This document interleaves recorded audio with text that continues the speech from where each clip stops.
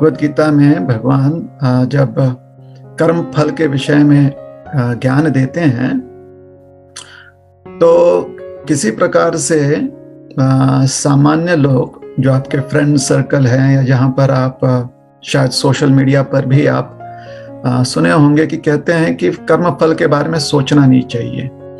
अगर कर्म फल के बारे में सोचना नहीं चाहिए तो भगवान फिर हमें कर्म फल के बारे में ज्ञान क्यों देते? तो उसके ऊपर विचार तो करना ही पड़ेगा।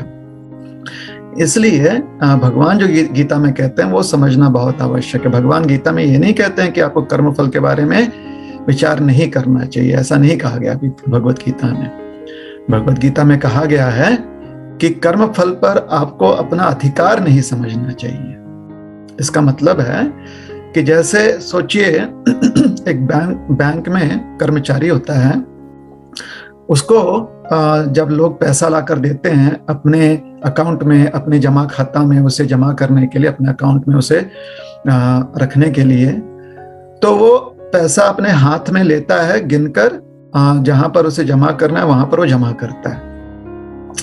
तो उसे ध्यान ये देना पड़ेगा कि जब वो पैसे को हैंडल कर रहा है, जो बैंक का कर्मचारी होता है पैसे को हैंडल कर रहा है, तो उस समय पैसे पर उसे ध्यान देना ही पड़ेगा।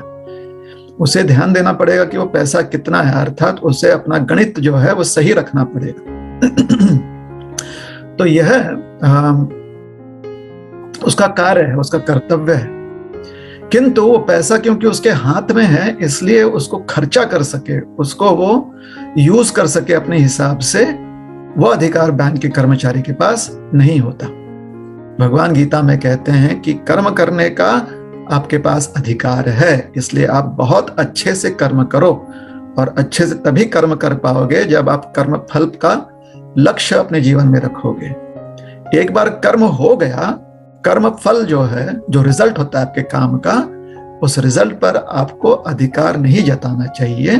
वो रिजल्ट जो है आपको भगवान को समर्पित करना चाहिए, और भगवान जैसे उस रिजल्ट को आपके जीवन में प्रदान करना चाहें, जैसे आपके जीवन में भगवान वो रिजल्ट देना चाहें, उसे स्वीकार करना चाहिए। तो कर्म करना चाहिए अच्छे से, कर्म फल अच्छा हो ये भी ध्यान देना चाहिए। कर्म फल भोगने का या एंजॉय करने का जो अधिकार है, जो राइट्स है, वो हमारे पास नहीं होता। ठीक है।